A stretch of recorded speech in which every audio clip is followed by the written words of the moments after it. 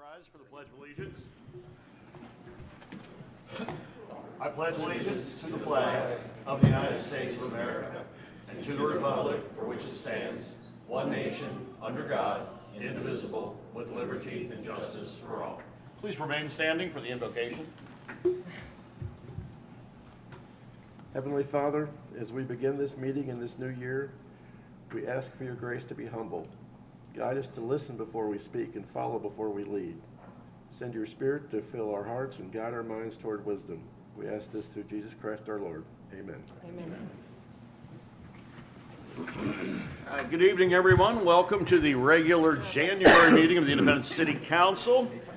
You may notice the festive council chambers. That is for a couple of reasons. One, we didn't have a December meeting, so I feel a little bit slighted on that one. And frankly, I love Christmas and have been known to leave my Christmas tree up through the end of January and beyond. So we can certainly leave it until the official end of the Christmas season is the Feast of the Epiphany tomorrow. So we're solid ground here. So yes, thank you to our city clerk for wonderful decorations and for leaving them up for us. All right. And forgetting us candy. And forgetting us candy. And for getting us candy, as always. All right. All right, and with that, wonderful city clerk, could we get a roll call of members, please? Mr. Brinker. Here. Mr. Baylor. Here. Mrs. Brandon. Here. Mr. Steppen. Here. Mr. Vogelpohl. Ms. Harvey. Here. All right, 5 out of 6 ain't bad. That does give us a quorum, so we are going to go ahead and proceed. I was aware that Councilmember Vogelpohl was not going to be able to make it this evening. He had a prior work obligation he couldn't get out of. All right, before we get started, actually, the next item, let's go ahead and take a look at our council minutes. As council had the opportunity to review the minutes from our November meeting. Having read them, any requests for corrections, clarification, or any such things? Hearing none, I would entertain a motion to approve. I'll make a motion to approve council meeting minutes of November 3rd, 2025. We've got a motion from Councilmember Franzen. Is that a second from Councilmember Waite? Any other discussion? All in favor, signify by saying aye. Aye. Opposed, nay. All right, that motion carries unanimously. Thank you. All right, moving down the list, before we get into our business for the evening, we do, you may have noticed, we have a significant law enforcement presence in the back of the room, and that typically means that we have something of significance to recognize. And we do indeed have something of significance to recognize. Is Officer Runge? There he is. Officer Runge. So on November 19th, 2025, Officer Tyler Runge heard an emotional crisis call being dispatched to a neighboring agency. Recognizing that he was the closest patrol unit, Officer Runge immediately advised that he would respond to assist. Upon arrival, Officer Runge observed a lone vehicle with a hose attached to the tailpipe and running into the rear passenger window. He swiftly ordered the occupant out of the vehicle and removed the hose from the exhaust. The subject inside the vehicle was extremely lethargic. Once the individual was safely outside, Officer Runge detained him for his own protection and demonstrated exceptional compassion and concern for his well-being until EMS personnel arrived. Had it not been for Officer Runge's quick action and rapid response, the outcome would have been tragically different. For these reasons, I'm honored to recommend Officer Tyler Runge of the Independence Police Department for the Life Saving Award. That is the citation that was presented, and they agreed. So come on up.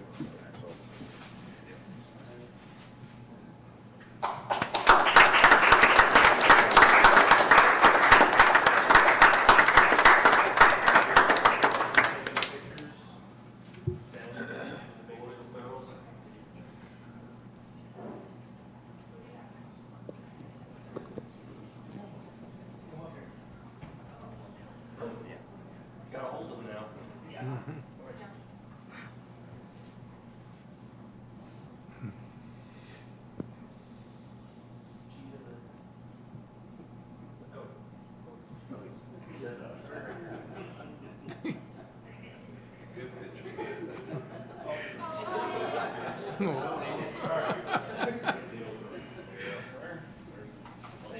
you very much. Thank you. Appreciate it. Congratulations. Thank you. Appreciate it.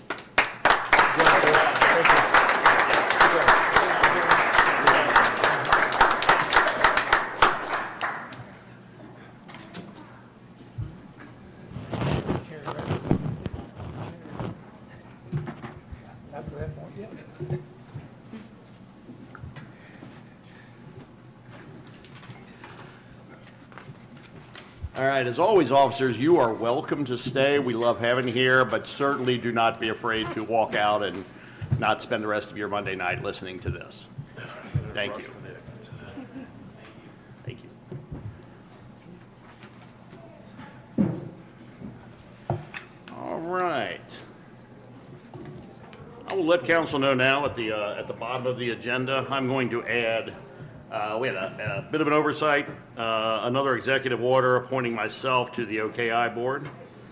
Yeah, so we'll get to that at the end of our business, at the end of our new business. We'll get started. First item of new business is clarification of check signers. This kind of came as a result of our,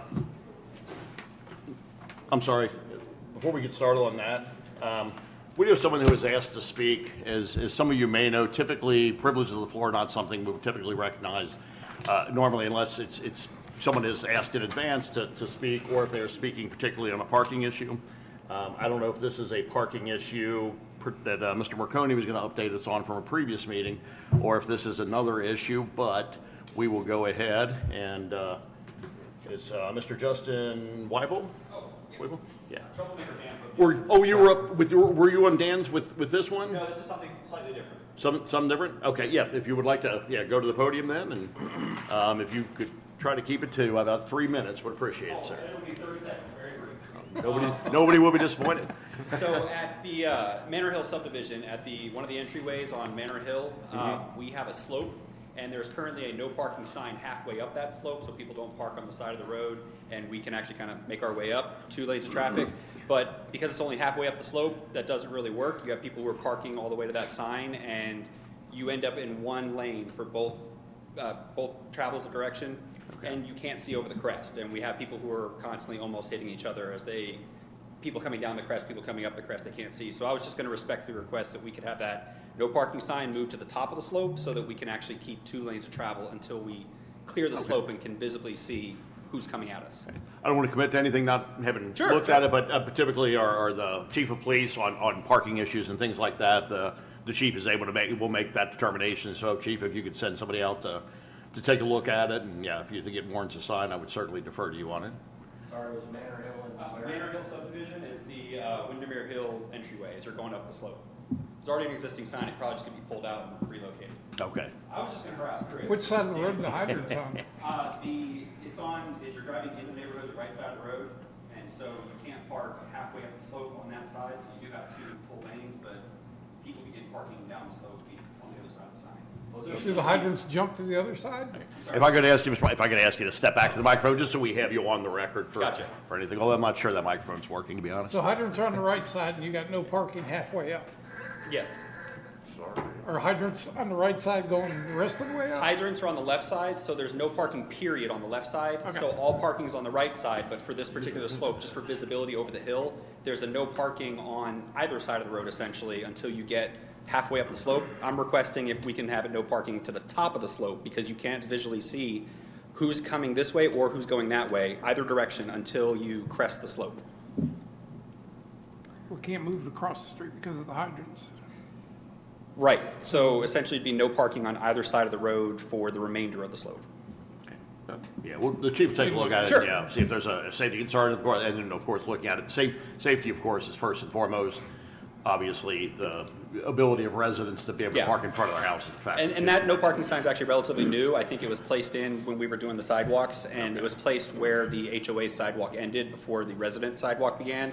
So I think someone went out to place the sign and probably assumed that's where it went. Okay. But in reality, it should have been at the top of the Probably slope. should have been probably. So it could have been the contractor from the sidewalk project? I don't know if the contractor from the sidewalk project put the sign in. I think it's a city sign, but I could be completely wrong about Yeah. that. I'd defer to the chief, of course, Yeah. whenever he sees Yeah, it. we'll take a Chief look take a look, and, yeah, he can touch base with our public services director too, and just see Cool. what, yeah, what I appreciate your time. All right, Yeah. thank you. Appreciate it. That's an easy one, thanks. All right. I've actually ran into that. We're going through there showing houses, and I've actually ran into that where you didn't know what was going to be coming when you were going up over the hill because there's cars on both sides. tries to hug the side so much because Sight distance issue. people just fly through it and then you gotta gamble. I didn't know if it was some party or something was going on. I didn't know if that was an everyday thing, but I've seen it, so I know what you're talking about. All right, well, thank you. Appreciate it. We'll get it taken care of. All right, moving on. First on new business, this is proposed ordinance, clarification on check signers. This is an item that kind of came out of a recommendation from our auditors. We have a policy that for as long as I've been mayor and before, the policy has been, I have signing authority, the city administrator has signing authority, and our city clerk has signing authority. And none of us have the ability to write check, to produce checks, so signers cannot sign. So what we're really doing with this ordinance, council, is just formalizing what has been our practice. It'll yeah, just getting something formal on there to make it clear that there are 3 people in the city of Independence that can sign checks. So, all right. So with It's always double signed, right?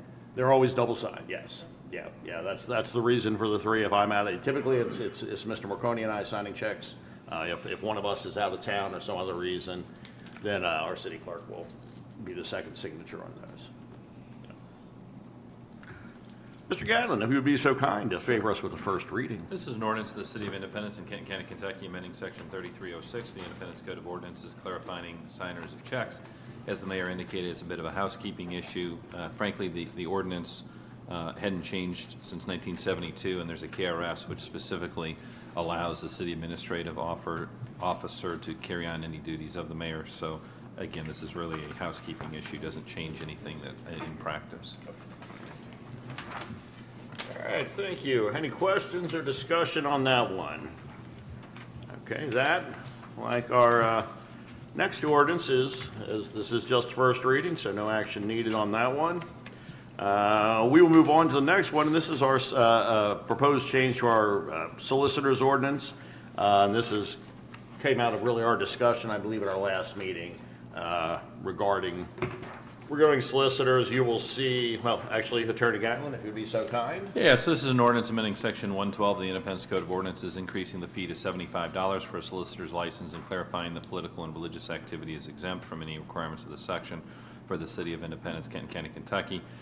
The only substantive change that you can see is under C, which is increasing the fee from $50 to $75, and also taking away the subsequent applications, making them all $75. The clerk actually did a really good job of itemizing the direct cost to the city of going through this whole process, and I think that this fee is more than reasonable in paying back the city for actual costs incurred. Yeah, and I would agree with that. There was a deep analysis done like this, and the reality of it was we were spending a lot of time on these solicitors' licenses, and the fees were not covering that time. The fact is, one company can bring in 30 people. It doesn't take any less time to process the 30 people for the same company or 30 people for 30 different companies. So that was the reason for this, is just to make sure that taxpayers were being covered by these solicitors, by the employee time it takes to process that. The only other change is we just added Section 112.8, which again is really not a change. This ordinance was never intended. Frankly, it's not allowed to impose any restrictions on political or religious speech, and it just clarifies it that this ordinance is clearly exempt from any political or religious activity. Yeah. Okay. I forgot about that in the back. Which again is just, frankly, where the current law was, just in our ordinance. If y'all actually recall, when we did this ordinance, we had to amend it and change it maybe about 5 or 6 years ago to clarify that it was just for for-profit businesses and things like that. And we just, again, wanted to better clarify that it's not applying to political or religious speech. All right, you, sir, are on a roll. Oh, I'm sorry. Is there any discussion on the on the solicitor ordinance? All right. Well, let's keep them coming, Attorney Gatlin. All right. Next is an ordinance amending the Independent Zoning Code by 1, amending the definition of qualified manufactured homes, 2, amending the definition of single-family detached dwelling to include qualified manufactured homes. 3, removing qualified manufactured homes as a separate use. 4, removing use-specific standards for qualified manufactured homes. And 5, making any other necessary revisions for the compliance with Kentucky House Bill 160. So this past year, Kentucky House Bill 160, the very short version is the state law changed where you cannot discriminate against manufactured housing merely for it be manufactured housing. It still can meet all the architectural standards that we have in every zone. It has to have all the other issues, but we can't just have specifically, and we, meaning the whole state, cannot have specific language that restricts manufactured homes. So PDS took it upon themselves to do somewhat of an omnibus text amendment for all the cities in Kenton County. This was based on PDS recommendation. It was heard at the December 5th public hearing and was recommended by the Kentucky Planning Commission, Kenton County Planning Commission, I should say. Okay, thank you, sir. And I will add to that too. I was, and I believe we talked about it last year while the legislature was in session, but I did spend I spent a fair amount of time both in Frankfurt and talking to our legislators from here with concern on this one, as did several other mayors, cities, and the Kentucky League of Cities on this one. And really this, a lot of work went into coming up with something that still protected communities and made sure that, you know, I think everybody's fear was we were going to be putting mobile homes on subdivision lots, and that's not at all the case. So it has to meet, as Attorney Gatlin said, design standards and all of our other standards. So, yeah, this is not, I don't see this as a problem at all. But at the end of the day, the statute. They've had passed. these at the conference and everything, sitting out back and stuff. They're actually really nice. Yeah. I mean, if you have a plot of land, like a cabin, it could be used like a hunting lodge or something. I mean, they're really nice. Yeah. I mean, there are manufactured homes that you couldn't tell that they were. Yeah, whether they they're were not the trailers site-built of or the past. factory-built. Yeah. So, Yeah. And again, they've got to meet all of our other design standards. So if they don't have the appropriate roof pitch or whatever, or exterior, then they're not going to be permitted anyway, whether they're manufactured or site-built. So, Yeah, I think I see this more in the future because there's such a labor shortage right now in the construction trade.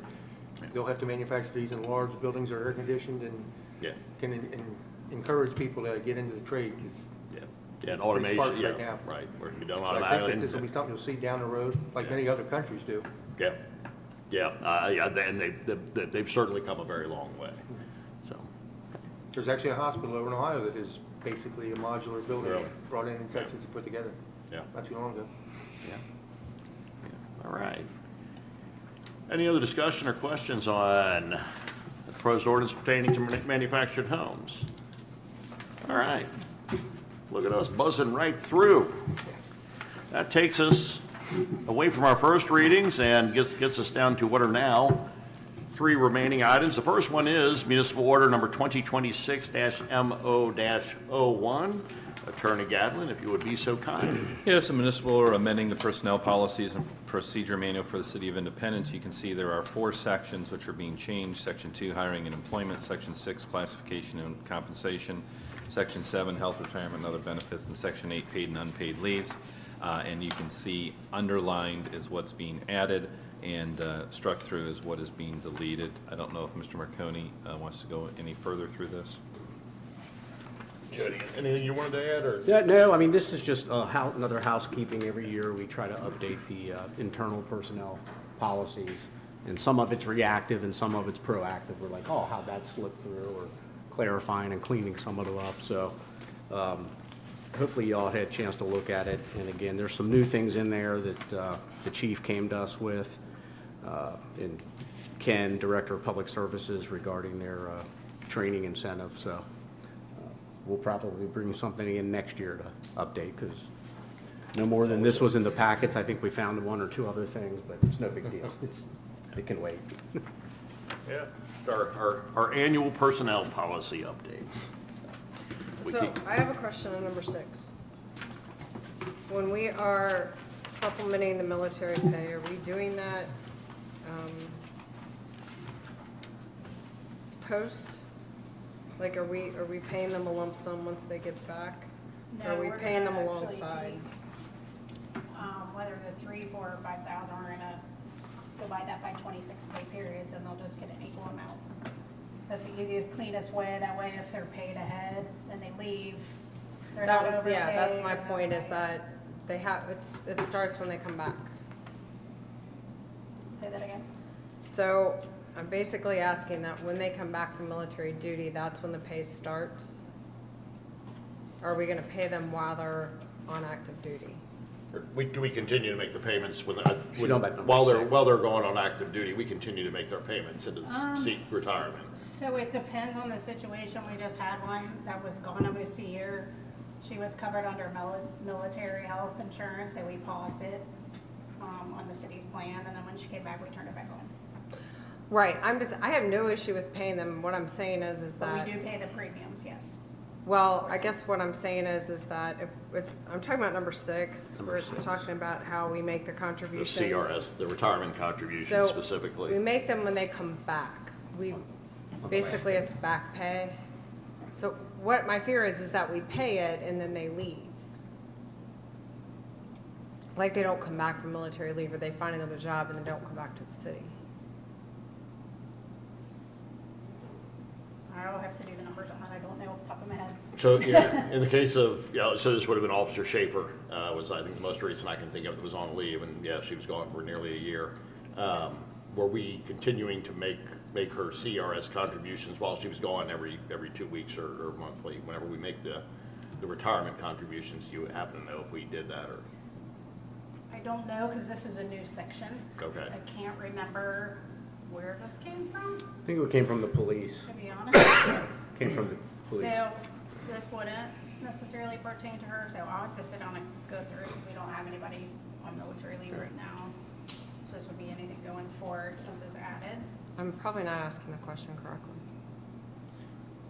Well, it's, I mean, is the question, is it back pay? Yeah, is it all when they return from, Yeah. when they return from their service, Yeah. are they getting a lump? Yeah, and Yeah. I think this is, I mean, this, yeah, section 6 is particularly pertaining to benefits. Right. Right. It says the employee shall be paid a salary to supplement military compensation, so the aggregate compensation received by the employee shall be no less than the employee's normal compensation for the period of military leave.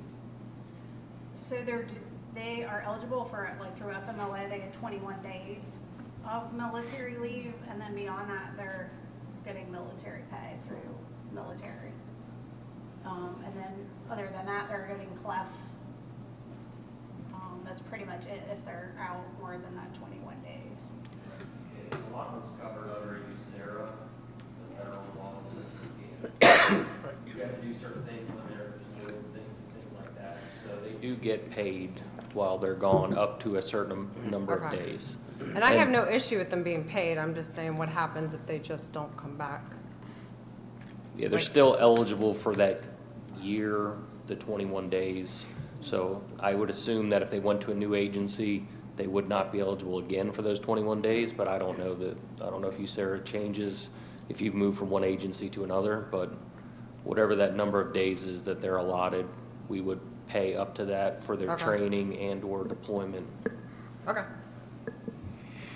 I was just looking for clarification. Yeah, this is a new add-on. We've never really dealt with it before. Like I said, I have no issue with them being paid, they should be. I'm Right. just, if they decide to leave, what happens then, so. Well, we get military. Go to the seminar. But I mean, They it's get super basic. Right? And also on this, on page 5, According to this, we're supplementing. subsection 3C, there's a typo.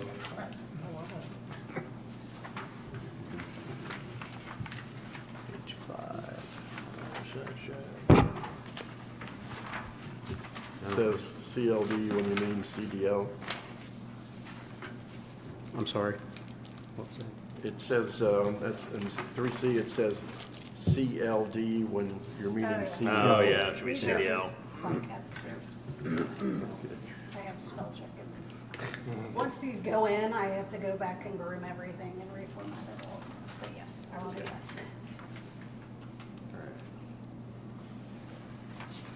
All right, any other discussions or questions regarding this, the personnel policy updates? All right, hearing none, would entertain a motion to approve. I'll make a motion to approve municipal order number 2026 MO01. I second. Okay, I'm sorry, second from Councilmember Phelan? Yeah. All right, any other discussion? Roll call vote, please, Madam Clerk. Mrs. Franzen? Yes. Mr. Baylor? Yes. Mr. Brinker? Yes. Mr. Steffen? Yes. Mr. Wade? Yes. All right, that motion passes unanimously. Thank you. Now we'll move on to our executive orders for the evening. First order of business is Executive Order number 2026-E-O. An executive order of the Mayor of the City of Independence in Kenton County, Kentucky, reappointing Mayor Reinersman as the primary representative and council member Carol Franzen as the alternate representative to the Planning and Development Services Council. This is as it's been for the past several years, and Councilmember Franzen has agreed to continue as the alternate, so thank you. I think I filled in one time. I think I have filled in one time. All right, well, I'll see what I can do about that going forward. I should be, I've told them I'm not going to take the chairmanship again, so, yeah, February should be my last meeting as board chair there, so that had me tied pretty tightly to it. All right, that is our first executive order. Second is executive order, and this is one we just got to you late, is executive order number 2026-EO-02, and this is an executive order of Mayor of the City of Independence reappointing Christopher J. Reinersman to the OKI Board of Directors. So I will also be continuing. I've been on that board, I know, since I was first elected to City Council in 2011, back when Mayor Morcone at the time, and Councilmember Franzen, and Councilmember Brinker at the time, all agreed that the new guy should get that job, and I've just not had the good sense to walk away from it in 14 years. So what's one more year? So, all right. That concludes our business for this evening. Attorney Gadlin, have you anything to report? Nothing, Mayor. All right. Mr. Morcone. Just wanted to piggyback, we left it off in November on the parking, street parking issue. I know Mr. Berge sent a letter in September. Council would have had a copy and then another one in November. We didn't have a December meeting, so now I'm trying to go back 3 months and remember where we left off. But no, the question was the 72-hour parking. The chief and I have been talking about it last week and a little bit today as well. So the issue, if you remember, was the 72 hours parking on the street. You have to move your vehicle, and sometimes it's been said, hey, just move it 10 feet and blah, blah, blah. So Chief and I were talking today about really what defines basically short-term, long-term versus a really abandoned vehicle, because the intent was abandoned vehicles. So the intent really wasn't, I mean, if I go out of town for a long weekend, my car could technically be parked on the street for 4 days. Technically, should that be cited or ticketed or towed? No, but I think it's gone a little bit. There are some, I think, maybe out there inadvertently abusing it. So anyway, Chief, I don't want to steal all your exciting thunder, but we talked about it at length today. Yeah, really, we just need to, I think, clean it up because there's a definition of abandoned vehicle a little later in the ordinances, but then some of these other ordinances contradict that and tell you abandoned is anything over 72 hours. So I think we should reevaluate some things and basically take a lot of these parking ordinances and do some revamp work to them, especially when it comes to definitions on abandoned vehicle, long-term parking, short-term parking, and then try to attack it that way so it's less convoluted and there's no issues with one ordinance saying one thing and another ordinance saying another thing. You know, because the example Mr. Berge provided in writing to everybody was in any one place was to be added in. In any one place was the verbiage you requested to be added into that ordinance. Right. Yeah. So anyway, just Mayor, I just wanted to tee that up again. Mr. Berge, I know, spent quite a bit of time researching this and sending documents, so out of respect for him, I just wanted to bring it before council to see any thoughts that they might have. All right, so sounds like the chief is talking about, just, has already taken a look through at the, see areas tweak. Does council have any opposition to trying to tighten up that language a little bit and pursuing that? No, we got crisscrossing information. Yeah. It needs to be cleaned up. Yeah, my biggest question is kind of what council wants. We can look into different ideas and verbiage too, as far as what he's talking about in any one place. You know, we could put a restriction on it that says it has to be, parked 250 feet from where it last was. That would prevent the, moving it 1 inch, That's what he- 10 feet, whatever. I don't know what the mileage difference, feet difference is you'd like that to be. Can it be on a same street? Does it have to be on a different street? Those are the kind of questions that I would have for council when trying to draft this. What is the intent? Is it just to make sure that it's not in the same exact area, or is it to try to be a little more, I don't know what I'm trying to say here, a little more direct, I guess, approach to that? Well, we can do that a couple of ways. One is, Chief, you can come to us with the recommendations for just these are things that need to be fixed in your opinion. And then number two, I need some direction in these. Or if we have some interest among council, maybe if 2 council members would like to, come forward as kind of a bit of an ad hoc committee to work with you on that one. And I'm open to either. I can just come up with some ideas and bring it to you guys and you can look it over, or if you'd rather do the committee, I'm willing to do that as well. Why don't we start there? And if it ends up we have a list of several things that are probably need full council input rather than a couple of them, then maybe we'll, or it's going to take more work to try to narrow down. We'll go that route, but if it comes down to there's just an item or two that really need to be, that are kind of a little bit fuzzy or could go either way, then we can that's something we can decide on the floor or there. Mr. Berge? Is it out of the ordinary to have a resident involved? Typically, depending on this route, it's it varies, but something like this, I think this is going to be pretty informal. I think it is at this point, and we do have your recommendations, but certainly if you're open to it, we can ask if we get to that point where we have an ad hoc committee and see where council's at. Okay, I appreciate that. Thank you. Okay. All right. All right. Sounds good on that? That's all I had. Just hats off to the Manor Hill group for their attentive matter and attending council meetings. That's Absolutely. Well represented on the east side. Yeah. Thank you. All right. All right. That takes you to my report. Just a couple things.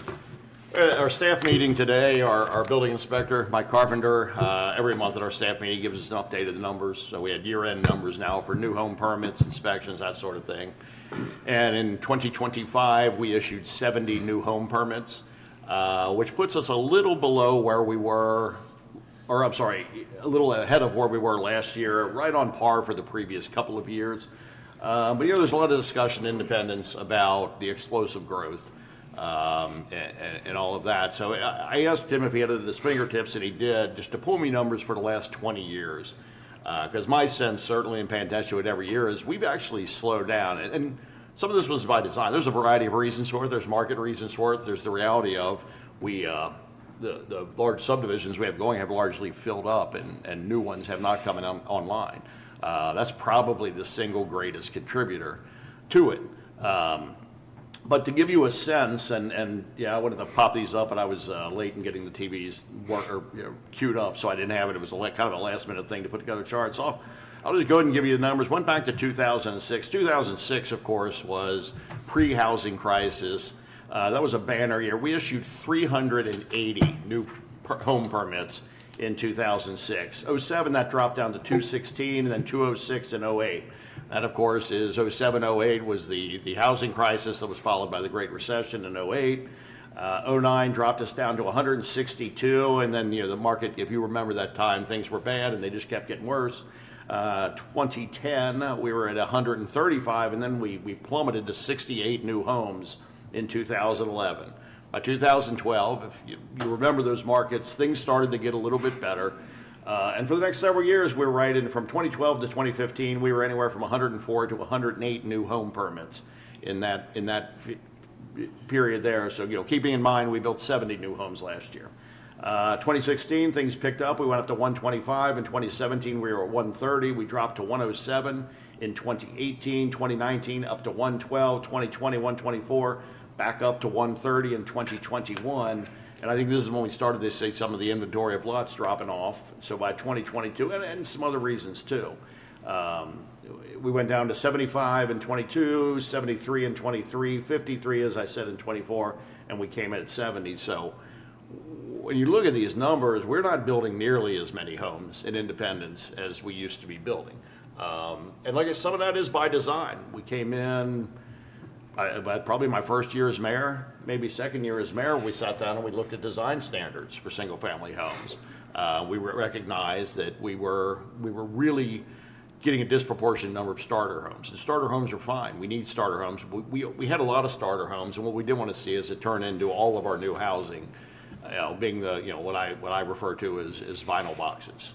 So we put in several design standards, and that had the impact of improving our housing stock, in my opinion.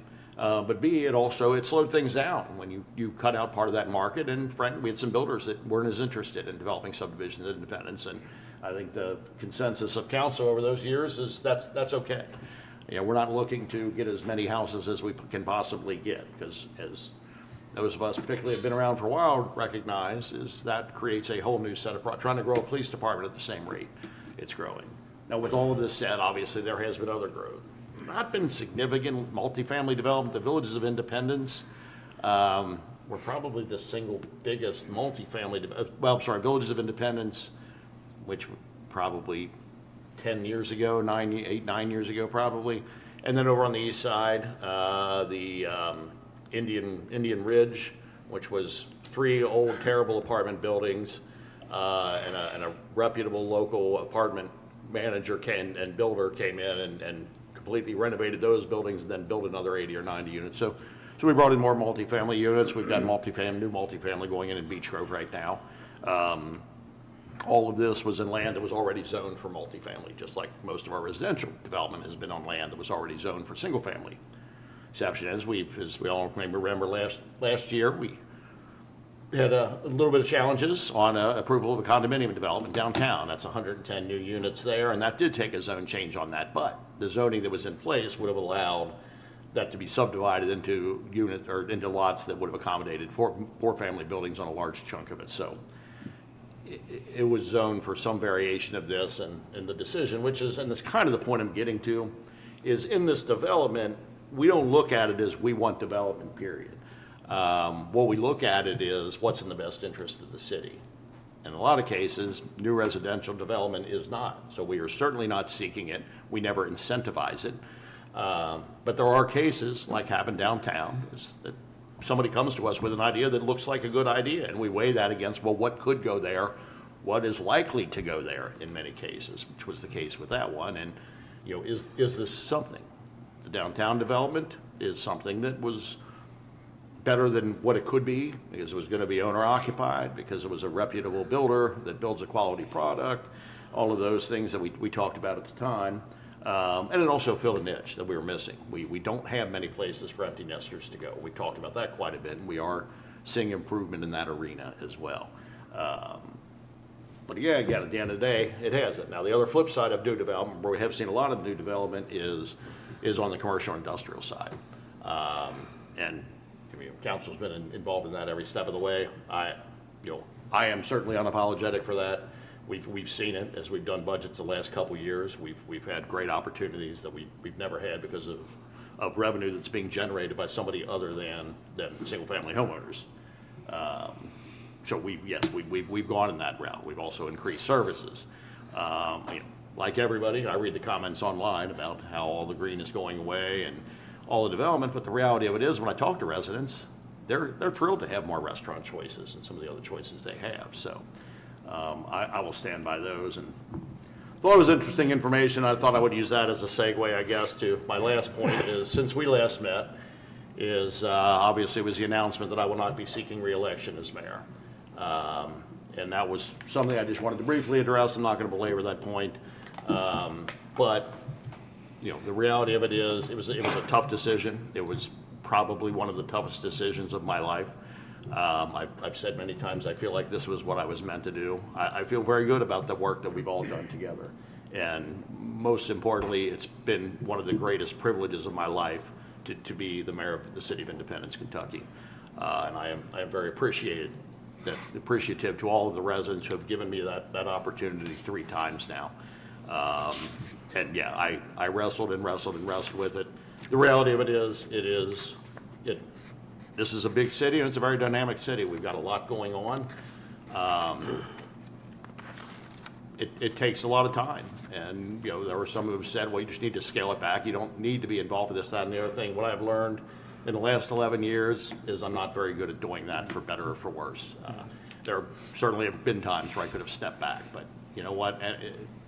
Again, it's such a great privilege to do it. If I'm going to do it, I want to do it to the best of my ability. You can't do it to the best of your ability in 10 or 15 hours a week. So as much as I hated it, I came to the conclusion that, you know what, I can't indulge myself for a 4th term, and change is good. So, you know, and I feel very good about where the city's at. You know, if there were things I could change, sure there would be, but overall I feel good about where we're at. It seems like a good time to walk away, and I also feel very good about where we're headed. Yeah, without giving a stump speech, I bet, you know, it would be very difficult if we didn't know who would step up to run for it. And we have Councilmember Franzen has stepped up to run for it, as everybody knows. I don't think that's any kind of campaigning or anything. She has stepped up. There's still plenty of time. If others may step up too, and good for them if they do. But I know we have the opportunity to continue in good hands. So I feel very good about that. I just wanted to address it because we haven't publicly met since the announcement was made. But more than anything, what I wanted to do and would have probably liked to work into my initial announcement is just thank you. A giant thank you to the citizens of Independence for giving me the opportunity to do this thing. So I thank you all for that. That ends my ramble for this evening. Attorney Gadlin, have we any need for executive session? No, Mayor. All right. In that case, anything from council? Real quick, Mayor, just on behalf of the dance center, I'd like to thank you for allowing us to use the electric box that we use for the Christmas walk. For the Christmas walk? Yeah, we really appreciate it. They're such a wonderful addition to the Christmas walk, so yeah, if we can keep that alive, absolutely worth it. Yeah. Thank you. Bills in the mail. Okay, yeah. All right, anything else? No, sir. All right, hearing nothing, I would entertain a motion to adjourn. Make a motion to adjourn. Councilmember Wade, do I have a second? Second. Oh, second, well, it sounds like I got a second from Councilmember Franzen, just behind Councilmember Faylor. Any discussion? All right, all in favor signify by saying aye. Aye. Opposed, nay. We are adjourned. Thank you all. I was gonna say, you can say that.